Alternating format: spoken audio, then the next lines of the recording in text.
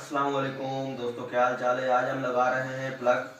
टाइलें लगने के बाद पानी ऑन करना है तो इंशाल्लाह इसके हम प्लग लगाएंगे।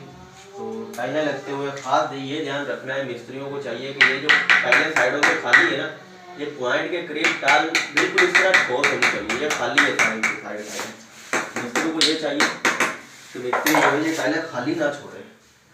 पता नहीं किस मिस्त्री ने लगाई है, बट जो है ना क्या कर सकते हैं, अभी मजबूरी है हमारी।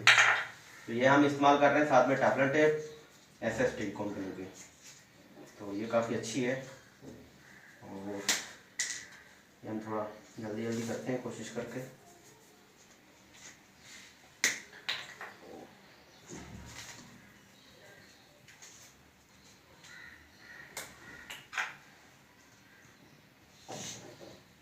ये हमने लगा लिए माशाल्लाह से।